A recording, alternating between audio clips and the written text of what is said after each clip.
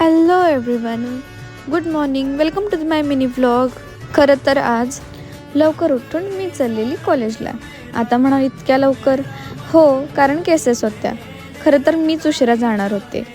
मग काय, सगळं पहाटे उठून सगळं आवरलं. तोपर्यंत आजी म्हटली मी सोडायला येते, कारण हे डोगेश भाई आसपास असतात ना.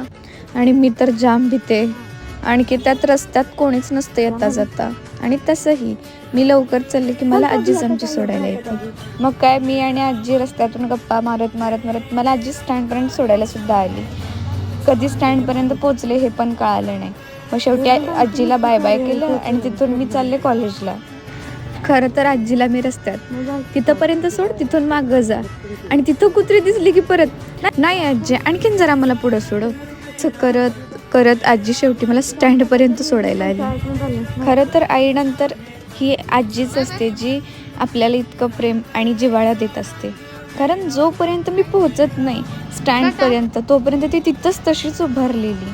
आणि मी पोहोचलेली बघितली आणि त्यानंतर आजी आमची घरी गेली. खरं तर हे प्रेम थोडंसं वेगळंच असतं. खरं तर मला कधीच वाटलं नव्हतं की काही माणसं त्यांची दुकानं इतकी लवकर उघडत असतील.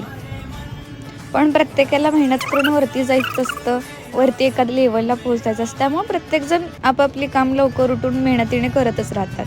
आणि खरं तर हेच जमलं पाहिजे लाईफमध्ये. आणि अजून काही गोष्टी असतात ज्यामुळे माणूस स्वतःला आणखीन मेहनती आणि आणखीन कसा वर पोहोचेल ह्याच्यावर काम करत राहतो. आणि खरं तर आजकाल लाईफची रियालिटी झाली, ज्याच्याकडं पैसा त्याच्याकडं माणूस असो. खरं तर एक गोष्ट सांगू का, सकाळी माझी फार भयंकर फजिती झाली.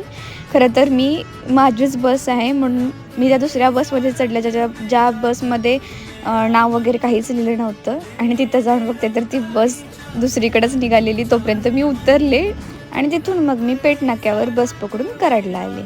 आणि तिथं येऊन बघते तर काय, इतकी सुंदर वेशभूषा करून तिथं मुलं वगैरे उभी होती. कारण आज शिवजयंतीसुद्धा होती आणि रमजानचा पहिला दिवससुद्धा आहे. सो इतकं छान फिलिंग येत होतं आज.